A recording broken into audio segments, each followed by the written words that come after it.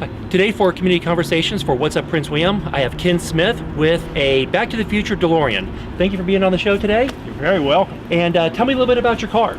Well, it is a 1981 DeLorean, and it didn't come this way. I figured for my 50th birthday, what I would want was a time machine.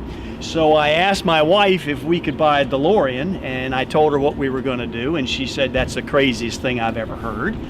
But she allowed me to do it and bought the 1981 DeLorean from an original owner in 2008. And then I hired a bunch of prop makers, and I made some props myself, and then I put it on top of the DeLorean. So now we have a replica of the Back to the Future Time Machine.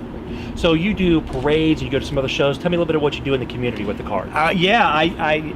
People hire me for their events, and I also do charity events. Where I met you was at a thing called an iWalk, which benefited the Axe shelter. And so I do parades and, like I said, charity events. And the people that hire, they're like corporate events, people that just have to have a time machine for their particular event. And how do the kids like it? Oh man, the kids, well, it depends on what the age of the kids are, because I've seen a 67-year-old kid, and I've also seen a 3-year-old, okay? So the 3s up to maybe 10 years old, they don't really understand what it is. I would say maybe 50-50. 5 out of 10 understand that it's the time machine from Back to the Future. The other 5 think that it might be something from Transformers or whatever else, but it's like, hey, whatever you want it to be, man, as long as you got that smile on your face, I'm cool with it. Right. So what is one of the hardest parts you've had to do on this car? Well, as I said in the beginning, the hardest part was convincing my wife that I could move forward with the project. Once we got past that, boy, the hardest part, I guess, building the car was getting back in some of the cracks and crevices, because all this stuff has to be bolted down, and it has to be bolted down to the push test. You have to make, I bolted everything so that you could push against it and it wouldn't come off. And what that would assure is that as I was going 88 miles an hour, these things wouldn't fly off and hit somebody's windshield. Sure. Right? So the hardest part was convorting my body and getting my arm back in there to place the stainless steel screws in place so that I could bolt these things down. Excellent. So, do you have any events coming up soon that people can come see your car? Right now, no events at this time. We just had one we had to cancel with Georgetown University. I don't think they'll be redoing that. So right now, my schedule is open. But you can see me on Facebook for sure. All right, and how would they find you on Facebook? It's facebook.com/BTTF, which is Back to the Future, BTTF Time Machine, all one word, BTTF Time Machine. Okay, well, this is definitely a great-looking vehicle. I've seen the kids and other people, enjoy seeing it go by, especially in the parades. Thank you for being on our show today. We really appreciate it. Thanks for having me. All right, I'm sure we'll see you around the community. You got it. Thank you for joining us for Community Conversations on What's Up Prince William. Growing up and your love of the movie and how it turned into all this. It was one summer, and I guess it must have been the summer of '08. I watched the trilogy, all 3 of them. Just sat down, watched all 3. And at the end, I thought, there has to be some props or something on the internet that I could get from Back to the Future. Has to be. So I started searching Back to the Future props. And it came up with this guy that said, Time Machine Ride Along.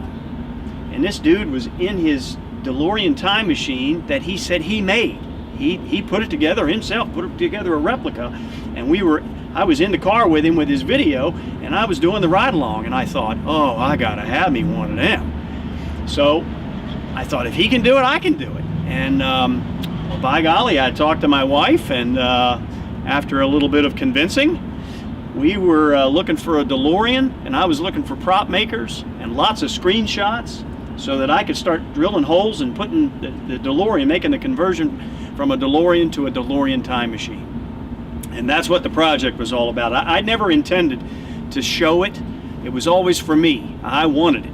I mean, we would go to Universal Studios in Florida, the amusement park there, and see the time machine on display, and it just, I mean, I had slobber all over it because I loved it. So I wanted this car for myself, but I saw how much the fans and the people really loved the car. Matter of fact, it should have had a credit in the movie because it's an icon in itself. So with the response of my build, I decided to go ahead and start showing it. So I showed it at car shows, and then people approached me to be at their corporate event. They would hire the time machine. It's like, okay, well, let's go. So, you know, one thing that was intended turned into something else, and I'm happy with it because everybody loves the car. They come up and they look at it, and their face is like it's Christmas morning. They're coming down the steps, and they're like 8 years old. It's just really cool. So I enjoy doing not only the build and having it for myself, but I enjoy showing it.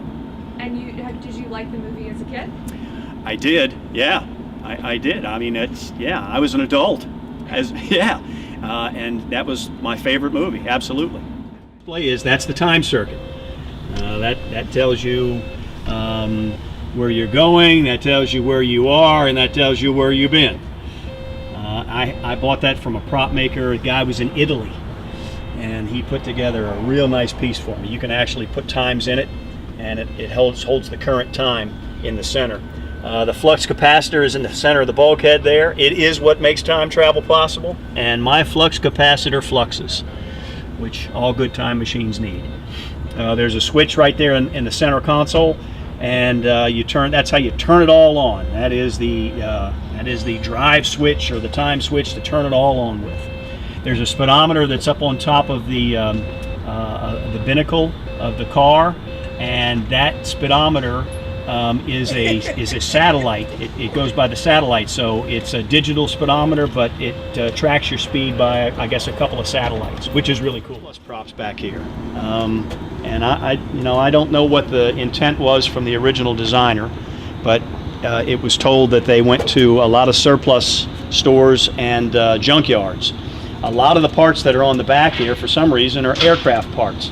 For example, these things are oil separators for an aircraft engine. This stuff back here is aircraft ducting.